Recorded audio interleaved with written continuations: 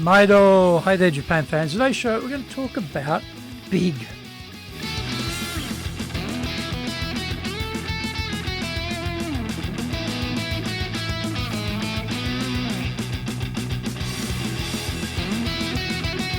Present or Master Shimashou.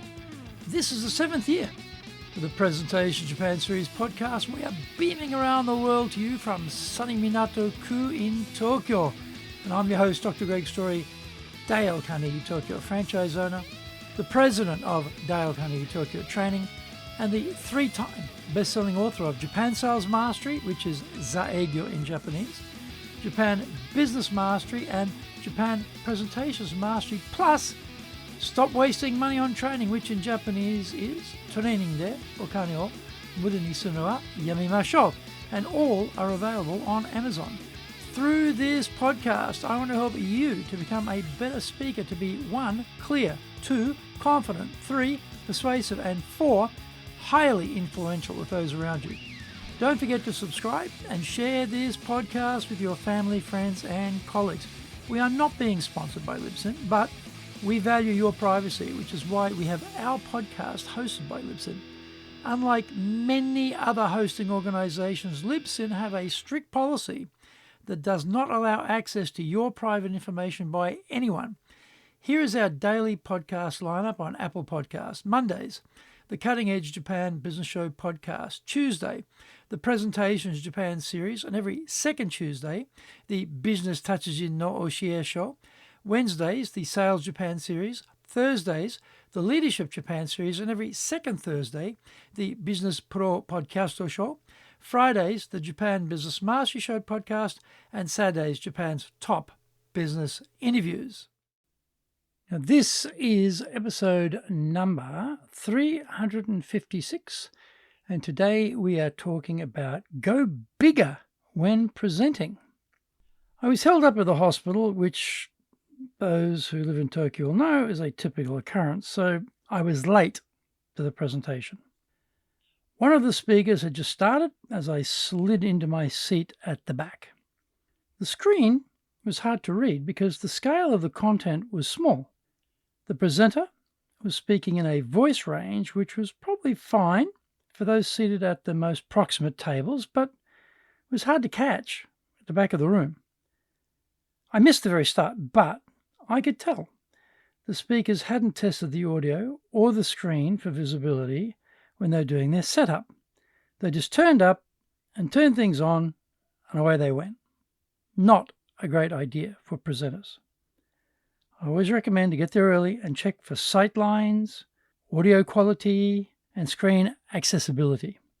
When we're using a screen or a monitor, we have to be careful where we stand, because we can be cutting people out if they are seated in a spot where we are blocking their sight access to the screen. We need to know where these invisible boundaries are before we get going. That is a simple task.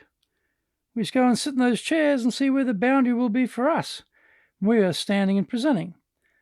The same with the size of fonts and diagrams. Go to the extreme corners and rear of the seating area and see how clearly those audience members will be able to see what we are presenting on screen. In this case, there are a lot of small drawings and diagrams, and at the back of the venue, they are hard to see. The audio is another key point. Speakers are not sound engineers, but they can have their tech team help them to get the volumes right. In this case, the volumes are too low for the size of the room. If they had checked it when they arrived, which I doubt, the room would have been empty. We need to allow for the host of bodies in the room, which will weaken the spread of the audio once the audience is filed in. The volume control needs to allow for that and to be set a little higher than normal. This is another reason why professional speakers always repeat the questions they receive from the audience if there are no microphones being employed. The speaker may be able to hear the question, but other members of the audience will have trouble catching what was being asked. In this case, there were hand microphones for the questioners so everyone could easily hear the questions. The other issue is the size of the presentation. By this I mean how big were the speakers going with their voices, energy, and gestures. There were two speakers, and in both cases, they were very contained. For those seated at the front, that was probably fine, but quite a different experience for those seated at the back. We have to remember the importance of having speaker presence and adjust ourselves to go bigger when presenting. This is why sitting in the extreme distance seats at the start, before the audience arrives, is so insightful. You realize you are much smaller on stage for those at the rear than you imagined. Find out more. We come back from the break. Today's show is brought to you by our public courses, but we also are doing custom in-house programs. We do them in both Japanese and English. We do them in our super safe classroom and live online. Our show today is being brought to you by, on the 29th of August, our Step Up to Leadership program, and on the 30th of August, we're doing storytelling. Go to our website at www.dale-carnegie.co.jp. Lots and lots of value there for you. To do better in Japan, email me at greg.story@dalecarnegie.com. If you like learning by watching videos, then we have nearly 2,000 there for you on Tokyo, Japan, Dale Carnegie TV on YouTube. We release 3 TV shows every week on YouTube. The Cutting Edge Japan Business Show, that's the premier business show on Japan, every Monday, Tokyo time. Fridays, we have the Japan Business Mastery Show, and on Saturdays, we release Japan's top business interviews, where I interview leaders from small and medium enterprises all the way up to the corporate captains of industry on one topic, leading in Japan. Every second Thursday, we release the Business Pro TV show. Get my best-selling books on business in Japan, the Bible on selling, Japan Sales Mastery, Zaegyo in Japanese, Japan Business Mastery, Japan Presentations Mastery, plus Stop Wasting Money on Training, which in Japanese is Torein de okane wo muru ni suru wa yamemashou, and all are available on Amazon. Welcome back. Getting the voice strength up is important, but often speakers cannot gauge how much stronger they need to be. They somehow imagine that a normal chatting voice volume can be applied when they are the presenter. As presenters, we want to be conversational, but we shouldn't misunderstand what that means. We should be relaxed, but louder than a normal conversation. Again, for those seated very close to the front, then that is the case. But for those seated down the back, we need more energy from the speaker in order to be able to connect with them. We buy energy, passion, confidence, commitment, and the voice is a major tool to project all of those things.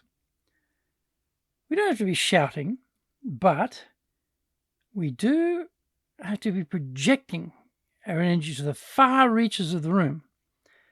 Gestures need to become bigger.